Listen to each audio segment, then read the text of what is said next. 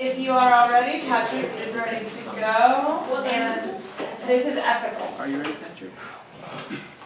Whenever you're ready, I'll start coming. In the early 17th century, American colonists dragged in a new source of labor, slave labor. Africans were kidnapped from their homes, stripped of everything, and sent across the Middle Passage. Nearly 400,000 Africans were sent to British colonies in North America. Africans were enslaved, ripped from their homes, and forced to work on colonial plantations. They were enslaved for nearly 200 years. Those years were filled with torturous forced labor, brutal punishments, and the dehumanization of an entire race. It has been nearly 140 years since African slaves were freed, and yet they are still oppressed in our modern American society. According to the Census Bureau, African Americans make the lowest median income of mere $33,000 a year. Over a century of freedom, and Americans have yet to repair the damage done for enslaving our race. Our apology is not enough. An apology is not enough. It is not ethical to enslave a race and enforce to set them free too little time. However, it is ethical to right the wrong done through reparations. Reparations will repair the wrong done, unlike an apology which does not accomplish the task. Mere apology does not make up for years of slavery and suffering. Now sure, Americans freed them from their enslavement.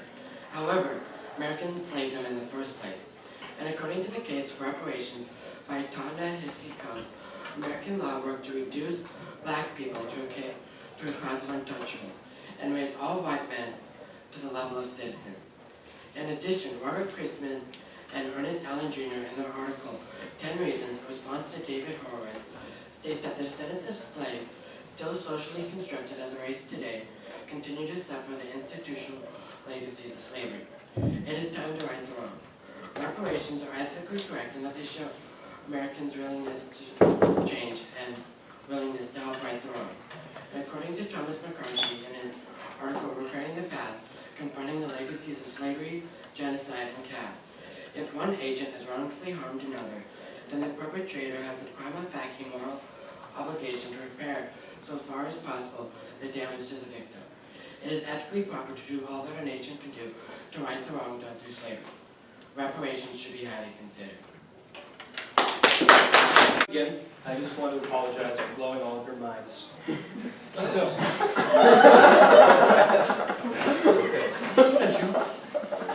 the matter of reparations for the horrors that African Americans endured during the times of slavery and intense racial discrimination is a heavily debated topic, one with widely varying opinions and solutions. Many, including these guys behind me, would argue that it's only logical to repay the black community for what we have done to them. But I disagree. Initiating a reparations bill for this group of people at this point in time would be illogical, unconstitutional, and ultimately wholly unethical. Awarding reparations to an abused selection of people is nothing new to the world. Germany gave reparations to many Jews after the Holocaust, and America herself gave a large amount of reparations to Japanese Americans who had been persecuted due to World War II. However, reparations for African Americans is an entirely different kind of reparation. In the instances of all past reparations, the subject group has been one that has endured oppression because of their race or belief. Slavery occurred hundreds of years ago, and serious discrimination ended in the 20th century. In the words of David Horowitz from archive.frontpage.com, this would be the only case of reparations to people who were not immediately affected and whose sole qualification to receive reparations would be racial. To award reparations to African Americans would be to give them money based upon the history of their people with their skin color, not because of any harm done to them. Even with this point set aside, how would the people who received the reparations be determined? Would it be the descendants of slaves only? All blacks? Would well-off African Americans receive money too? These questions are from Constitutional Rights Foundation. Similar to this, who would give the money for the reparations? Would all non-African Americans pay? How could this make sense when the U.S. Census report for the years before the Civil War determined that there were fewer than 385,000 individuals who owned slaves? That would amount to only 1.4% of all whites. That's from AmericanCivilWar.com. Is it honestly ethical or logical to give people money for something they were not connected to, or to take money from people who were even less connected? Connection to slavery is the key, and frankly, no one alive has a direct connection, as slavery died out more than 100 years ago. Still, many argue that some form of penance must be paid on the part of the United States. However, upon inspection, it can be seen that reparations have been made and integrated into society already. An example, as we've all studied, is affirmative action.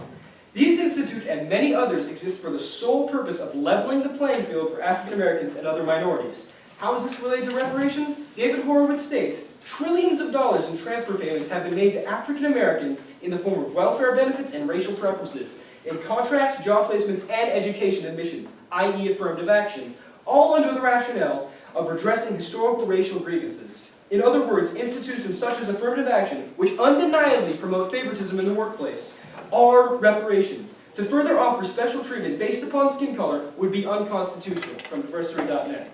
No more reparations are needed due to what has already been given. To attempt to give more to African Americans would be unconstitutional, as would add to the advantages the government has already given African Americans as reparations.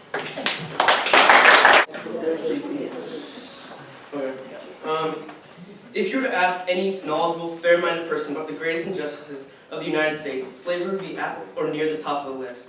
Michael W. Austin is a philosophy professor at Eastern Kentucky University and has published numerous books and articles related to ethics and philosophy. The compensation argument discussed by Austin at psychologytoday.com states a very few important points, one of which says that if a government wrongfully harms someone as a result of the authorized actions of some of its public officials, then it incurs a moral obligation to compensate some of its victims for these harms. A moral obligation. The government should strongly consider reparations for slavery because it was our government, the government as same as today, which advocated the inhumane crime of slavery. Not only did slaves and their descendants get nothing in return for their hard work and labor for hundreds of years, the labor that was the foundation of this nation. They also received discrimination and segregation for years after the Emancipation Proclamation. Slaves worked hard for nothing in return, besides beatings, mistreatments, and miserable lives. But when they were finally free on January 1st, 1863, they still were not treated equal. Many, many years went by before equality was enforced. The United States committed a service to African Americans and their descendants. They deserve an opportunity of repayment for all of the various troubles and the various black communities have been through. Some opponents say that you can't place a monetary value on the damage done to the African American community from slavery. There's no price for us to pay to the descendants of slaves because the price is still rising. Blacks have suffered in America for centuries. First it was slavery, and then it was discrimination and segregation, and now they are facing the modern problem of being behind financially and in education. They need to have considered economic plateau for the time being so that African Americans can get back on track and rise higher into community status. Also from Psychology Today and the compensation argument, the U.S. government has not fully, it says, the U.S. government has not yet fully compensated the currently living generation of black Americans. That was time, so you can finish your sentence. For the harms they continue to experience as a result of slavery and its aftermath.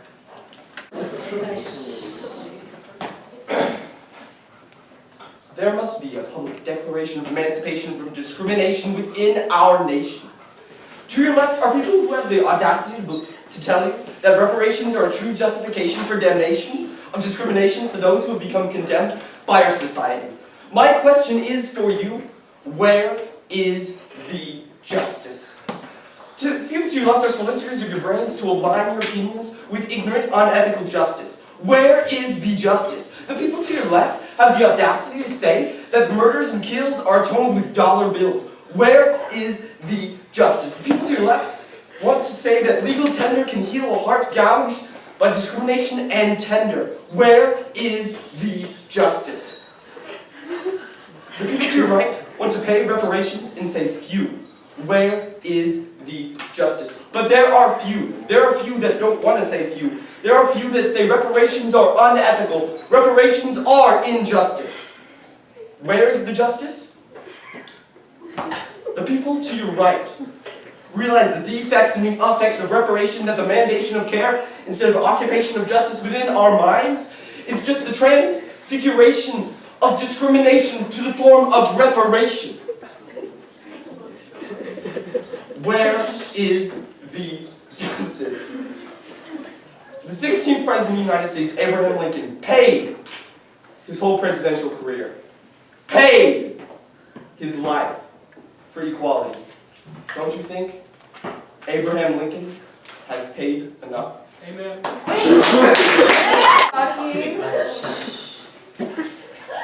The payment of reparations to African Americans is not to assuage the guilt of whites for hundreds of years of racism. Instead, it is to repay a debt created by hundreds of years of ethical injustice. It is really nothing more than the repayment of a debt. Very unlike Tommy and his team tried to claim, we are not here to place a monetary value on the injustice and racism in our country. We are asking that the government seriously consider bringing equality to our country.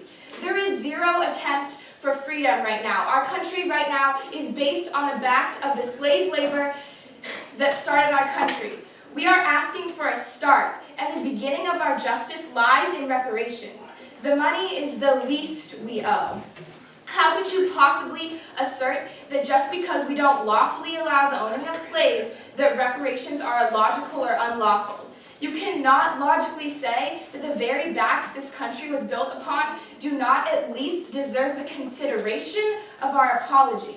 The history they claim is so unimportant to our present is not unimportant. In fact, it is the foundation of our country. It's not just about slavery. It's about the terrifying injustice that rapes our society today, right now. Blacks are, today, in 2014, denied the same opportunities as whites. It is unethical to ignore this. They said that you can't place a value on the damages done, but this is just, it doesn't make any sense. We're not doing anything right now. The monetary value is the beginning of our steps to justice. Difficulty in determining the amount is not a reason to not pay reparations. It is hard work, but ethically it must be done. The entirety of my opponent's argument rests on history. As such, I feel the need to reaffirm my teammates and I's position. We do not argue the ethicality of slavery. Instead, we argue the ethicality of paying reparations from our government to blacks today. My team does not contest the ethicality of slavery. We call into question the actions and the decisions of today. In a society when, according to historical analysis, only 1.4% of whites even have a direct connection to slavery. Reparations wouldn't, as Emily claimed, repay a debt. It only create a short-term solution and a long-term problem. And what's ethical about that? So when asked, should the US government seriously consider paying reparations, the only answer is no. No. Because is it just to make us pay for crimes of the far past? No. Because where are the ethics and the emphasis on past wrongs, past horrors, past cruelties, rather than a focus on the disparities of today?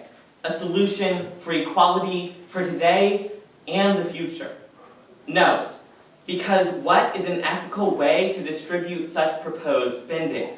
And no. Because chances are reparations would only send a harming message that would divide more and solve nothing. The only answer to the question at hand, then, is a resounding no. By its mere definition, ethics is filled with gray area, and in this case, more than any. The gray fog that accompanies any moral quandary does not provide enough clarity to justify a decision of this scale. Thank you.